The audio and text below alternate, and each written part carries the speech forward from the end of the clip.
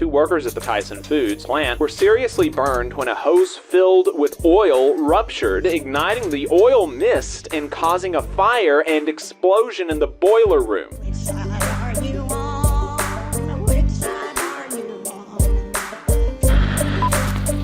So let's get to a couple of these Boss Watch stories. Starting in Florida, the U.S. Department of Labor cited an Orlando target missile manufacturer for exposing workers to fire, burn, and inhalation hazards after a December 2024 fire at its facility, hospitalizing 2 employees and injuring still others. Investigators with the department's Occupational Safety and Health Administration found that 2 employees of Aerojet Rocketdyne, Coleman Aerospace, were severely burned, and another sustained injuries from burns and smoke inhalation while they worked on a missile component.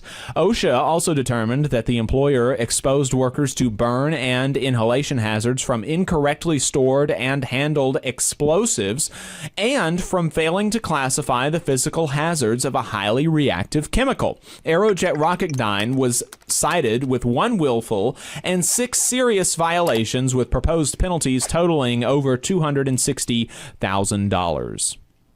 Heading over to Georgia, the U.S. Department of Labor safety investigators determined that Brazilian Stone Design, LLC, a Powder Springs stone countertop manufacturer, exposed workers to respirable crystalline silica. The department's Occupational Safety and Health Administration cited the employer, which fabricates and sells kitchen and bathroom countertops, with 7 serious citations. The employer will pay $33,000 in penalties. The employer was cited for allegedly exposing workers to high airborne concentrations of respirable crystalline silica and failing to require the use of respirators, perform fit testing and training for workers wearing respirators, conduct air monitoring, and administering an effective hearing conservation program. Hey, 5 seconds. Just wanted to say that this is only possible because of our donors. If you want to see more of this, then consider donating yourself at tvlr.fm/donate. In Georgia, safety inspectors cited Keystone Foods, a distributor for Tyson Foods, for allegedly failing to protect employees against fire and explosion hazards at its Camilla, Georgia poultry plant.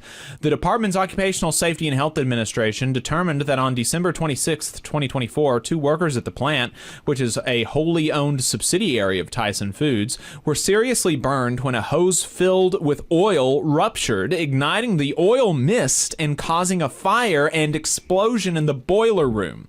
Inspectors concluded Keystone Foods did not ensure workers followed proper internal procedures nor the manufacturer's guidelines when conducting maintenance on its boiler pump.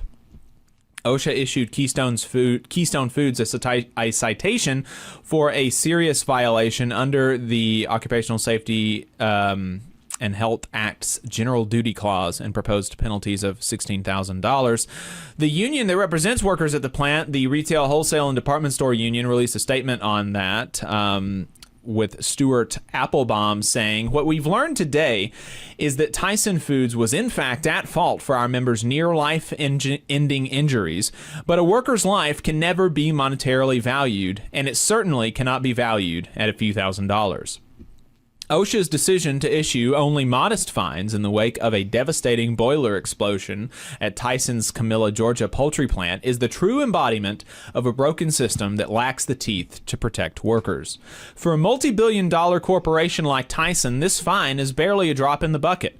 Despite the gravity of the explosion and the clear danger to workers, it sends a dangerous message that even catastrophic failures in worker safety can be brushed aside without meaningful consequence.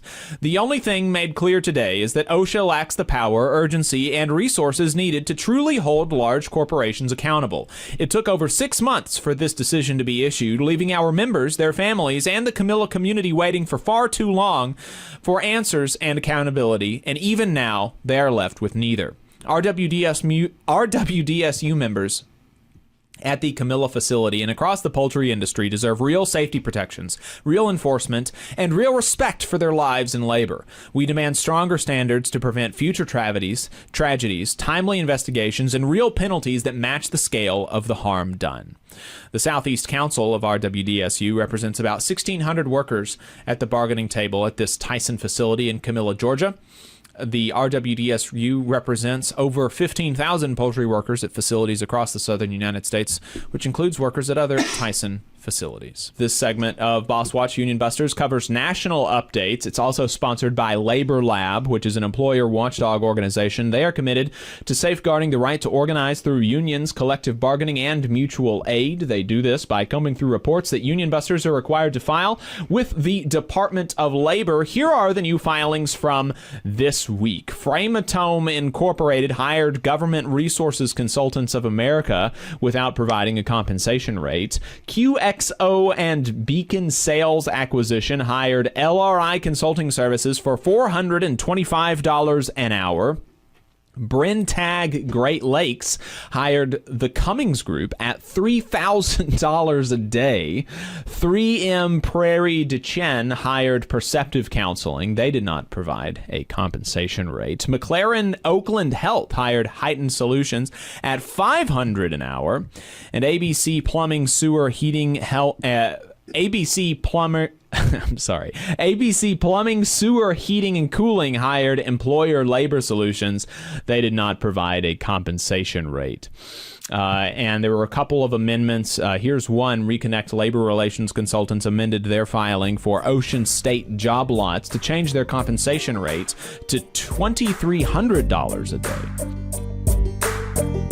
You just saw a clip from the Valley Labor Report. We are live every Saturday morning from 9:30 a.m. till 12:30 p.m. And we pride ourselves on keeping all of our content free to everybody so that we can talk to as many working folks as possible. If you support the work that we're doing, you think that it's important, you think that it's good, then consider making a monthly contribution to the project, and you can do that on our website, tvlr.fm.